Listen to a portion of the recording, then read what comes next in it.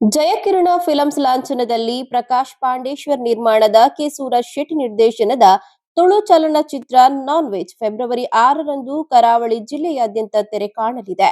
ಈ ಸಿನಿಮಾವನ್ನ ಎಲ್ಲಾ ಮಲ್ಟಿಪ್ಲೆಕ್ಸ್ಗಳಲ್ಲೂ ಕೇವಲ 99 ರೂಪಾಯಿಗೆ ವೀಕ್ಷಿಸಬಹುದು ಎಂದು ಚಿತ್ರದ ನಿರ್ಮಾಪಕ ಪ್ರಕಾಶ್ ಪಾಂಡೇಶ್ವರ್ ಸುದ್ದಿಗೋಷ್ಠಿಯಲ್ಲಿ ಮಾಹಿತಿಯನ್ನ ನೀಡಿದ್ರು.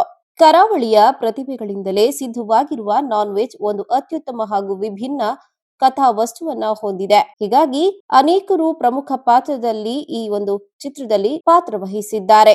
ಕುಶಲ್ ದರಸೆ, ನವೀನ್ ಡಿ ಪಡೀಲ್ ಪ್ರಮುಖ ಪಾತ್ರದಲ್ಲಿದ್ದಾರೆ ಎಂದು ತಿಳಿಸಿದರು.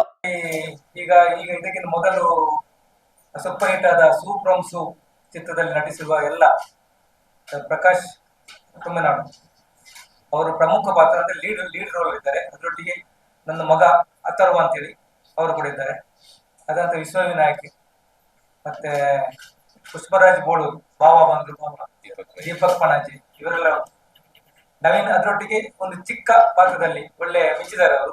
ನವೀನ್ ಡಿ ಪಡೀಲ್ ಕೂಡ ಆಕ್ಟ್ ಮಾಡಿದ್ದಾರೆ. ನಾವೊಂದು 99 ರೂಪಾಯಿ ಟಿಕೆಟ್ಗೆ ಎಲ್ಲರೂ ಬಂದು, ಯಾಕಂತಂದ್ರೆ ಖಾಲಿ ಗಂಡಸರು ಮಾತ್ರ ಟಿಕೆಟ್ಗೆ ಬರೋದಲ್ಲ, ಅವರೊಟ್ಟಿಗೆ ಅವರ ಹೆಂಡತಿ, ಮಕ್ಕಳು, ಮನೆಯವರನ್ನು, ತಾಯಿ ತಂದೆಯನ್ನೆಲ್ಲ ಒಟ್ಟಿಗೆ ಕರ್ಕೊಂಡು ಬಂದು ಸಿನಿಮಾ ನೋಡ್ಬೇಕು ಅಂತೇಳಿ ಒಂದು ಉದ್ದೇಶದಿಂದ 99 ರೂಪಾಯಿ ಇಟ್ಟಿದ್ದೀವಿ ನಾವು.